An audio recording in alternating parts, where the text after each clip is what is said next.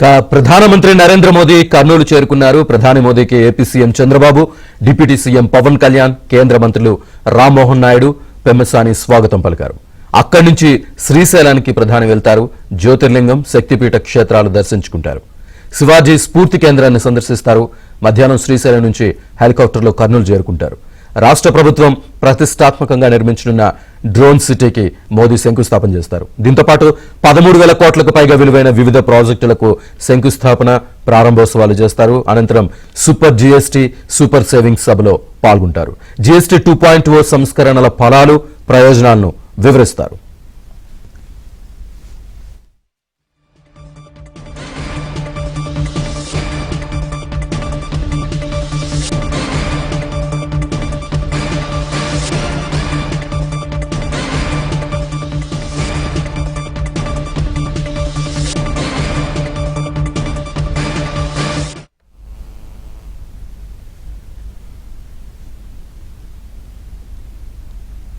ప్రధాని నరేంద్ర మోదీ ప్రత్యేక విమానంలో కర్నూలు ఎయిర్పోర్ట్ కు చేరుకున్నారు. పూర్తి డీటెయిల్స్ మా కరెస్పాండెంట్ సుంకన్ అందిస్తారు. ఎయిర్పోర్ట్ నుంచి సుంకన.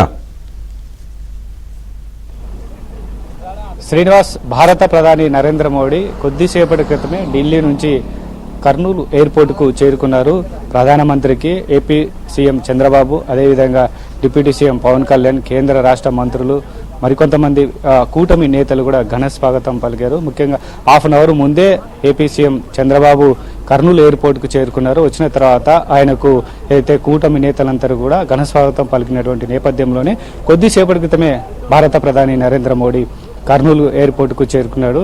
అయితే కర్నూలు ఎయిర్పోర్టుకి హాఫ్ అన్ అవర్ ముందే వచ్చినటువంటి ముఖ్యమంత్రి నారా చంద్రబాబు నాయుడు, అదేవిధంగా డిప్యూటీ సీఎం పవన్ కళ్యాణ్ కూడా ఏదైతే కేబినెట్ మంత్రులందరూ కూడా అక్కడ ఉండడంతో వారితో ఏర్పాట్లు ఎంతవరకు వచ్చాయని కూడా వారితో పాటు మాట్లాడడం జరిగింది. అయితే ఏర్పాట్లన్నీ కూడా దాదాపుగా అన్ని రకాల ఏర్పాట్లు చేశామని కూడా ఏదైతే ముఖ్యమంత్రికి మంత్రులు కూడా చెప్పినటువంటి పరిస్థితి. ముఖ్యంగా ఏదైతే ముఖ్యమంత్రి నారా చంద్రబాబు నాయుడు డైరెక్షన్లో ఇప్పటికే 3 సార్లు వర్చువల్ విధానంలో ఏర్పాట్లు దాదాపుగా 3 లక్షల మందితో బహిరంగ సభ జరగబోతుంది. కాబట్టి వచ్చేటువంటి వీఐపీలకైతేనేమి, అదేవిధంగా ప్రజలకు కూడా ఎలాంటి అసౌకర్యాలు కలగకుండా అన్ని రకాల ఏర్పాట్లు చేయాలని కూడా ముఖ్యమంత్రి నారా చంద్రబాబు నాయుడు వర్చువల్ విధానంలో 3 సార్లు జిల్లా అధికారులకైతేనేమి, అదేవిధంగా మంత్రులకు కూడా దిశానిర్దేశం చేసినటువంటి నేపథ్యంలో 3 లక్షల మంది వచ్చేటువంటి బహిరంగ సభకు అన్ని రకాల ఏర్పాట్లు కూడా ఏదైతే ఏర్పాట్లు చేయడం జరిగింది. మరి కాసేపట్లో ప్రధానమంత్రి Narendra Modi, AP CM Chandrababu, deputy CM Pawan Kalyan,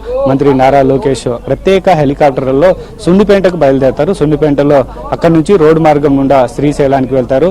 ముందుగా అయితే బ్రహ్మారాంబ గెస్ట్ హౌస్ లో అక్కడ కాసేపు విశ్రాంతి తీసుకుని తర్వాత ఏదైతే ఉభయ దేవాల్లో వెలిసినటువంటి శ్రీ బ్రహ్మరాంబ మల్లికార్జున స్వామి గారును భారత ప్రధాని Narendra Modi, AP CM Chandrababu, deputy CM Pawan Kalyan కూడా దర్శించుకొని ప్రత్యేక పూజా కార్యక్రమాలు ఆలయంలో నిర్వహిస్తారు. ఆ తర్వాత ఆలయ సమీపంలో ఉన్నటువంటి శివాజీ స్ఫూర్తి కేంద్రం దగ్గరికి ఏదైతే ప్రధానితో పాటు ఏపీ సీఎం, అదేవిధంగా డిప్యూటీ సీఎం కూడా వెళ్ళి అక్కడ ప్రధాని నరేంద్ర మోడీ శివాజీ స్ఫూర్తి కేంద్రాన్ని కూడా